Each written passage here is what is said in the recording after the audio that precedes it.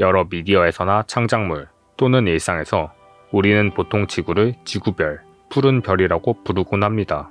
하지만 사실 우리가 사는 지구는 별이 아닙니다. 표준 국어 대사전에 따르면 별이란 빛을 관측할 수 있는 천체 가운데 성운처럼 퍼지는 모양을 가진 천체를 제외한 모든 천체로 정의되어 있어 언뜻 보면 하늘에서 밝게 빛나는 금성이나 우주에서 보면 푸른빛을 띠고 있는 지구도 별에 포함될 것 같지만 사실 학술적 의미를 따져봤을 때 밤하늘을 밝게 비추는 달도 밤의 망원경을 통해 관측할 수 있는 금성이나 화성도 별이 아닙니다. 왜냐하면 천문학적으로 별이란 스스로 빛을 내는 천체이기 때문이죠. 지구에서 가장 가까운 거리에 있는 별이 바로 태양으로 지구에 공급되는 에너지 중 대부분이 태양으로부터 오는 것입니다. 밤의 달빛도 달에 비친 태양빛이 반사된 것이 우리 눈에 들어온 것이고 우주에서 바라본 지구의 모습 또한 마찬가지죠. 이 별들이 스스로 빛을 낼 수 있는 이유는 일반적으로 별의 중심에 존재하는 수소를 연료로 하여 끊임없이 핵융합을 하고 있기 때문입니다. 이때 별은 핵융합의 연료로 먼저 수소를 사용하고 각자의 질량에 따라 수소가 다 떨어지면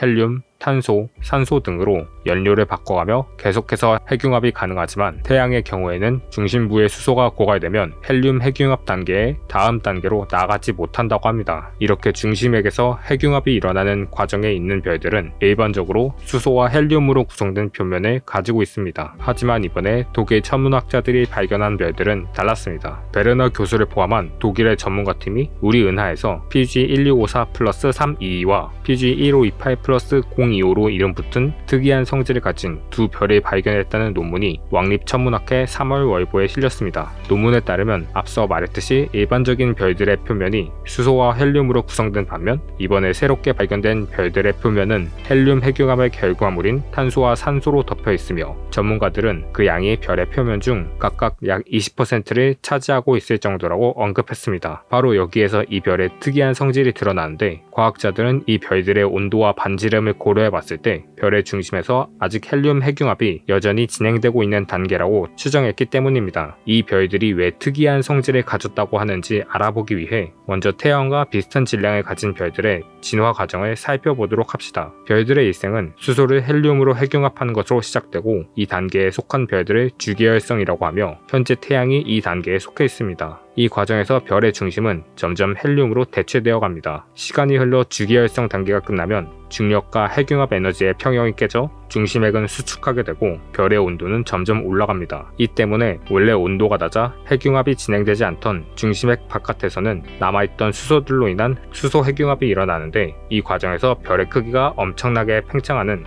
적색 거성 단계가 됩니다. 그 이후 별의 중심액은 중력을 이기지 못하고 다시 수축하면서 이제는 중심에 쌓인 헬륨을 이용해 수소 핵융합 다음 단계인 헬륨 핵융합이 진행될 정도로 계속해서 온도가 올라가는데 헬륨 핵융합의 결과로 중심액에 탄소와 산소가 쌓입니다.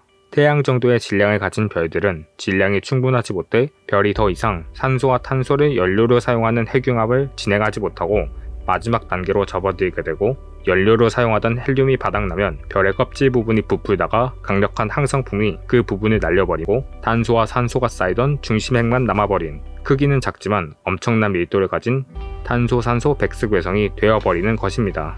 즉 베르너 교수가 이번에 발견한 별들이 특이하다고 한 이유는 별의 표면만 보면 산소와 탄소가 풍부해 마치 별의 시체와 같은 백색외성 단계에 있는 별처럼 보이는데 속에서는 아직 헬륨 핵융합이 진행되고 있다고 추정되기 때문이라고 정리할 수 있겠습니다. 하지만 이렇게 특이한 별의 형성 과정은 현재까지 존재하는 별의 진화 모델로는 설명하기 어려웠습니다. 그런데 이 별의 발견을 다룬 논문과 나란히 왕립천문학회에 실린 또 다른 논문은 이 별들의 형성 과정에 대한 새로운 가능성을 제시했습니다.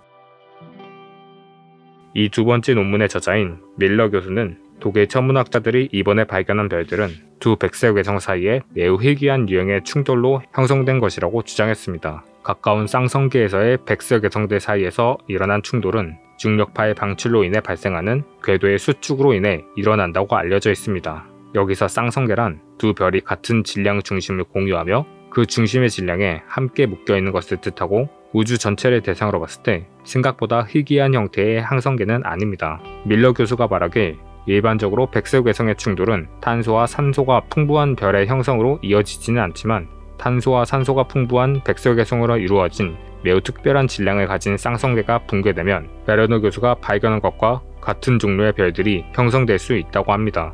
하지만 이 모델로 이번에 발견된 별들의 형성 과정을 완벽하게 설명하기에는 여전히 지금까지 관측된 사실들과 맞지 않는 부분들이 존재하고, 과학자들도 쌍성계에서의 백설계성 사이의 충돌이 어떻게 일어날지에 대해 확신하지 못하므로 앞으로 쌍성계에서의 별의 진화에 대해 더 발전된 모델이 필요하다고 합니다. 첫 번째 논문의 저자인 베르너 교수는 이러한 새로운 별들의 발견이 별의 진화 과정에 대한 우리의 이해에 대한 도전이라고 언급했는데요. 얼마 전 발사된 제임스 웹 망원경이 아주 먼 거리의 별들을 향하고 있기는 하지만 아직 우리가 살고 있는 우리 은하 안의 별들에 대해서도 알아내야 할 것이 무수히 많다는 것을 느낄 때마다 새삼 우주는 아직도 우리 인간이 모르는 것으로 가득하다는 사실을 깨닫게 되는 것 같습니다. 영상 시청해주셔서 감사드리고 다음에도 재미있고 유익한 영상으로 돌아오겠습니다.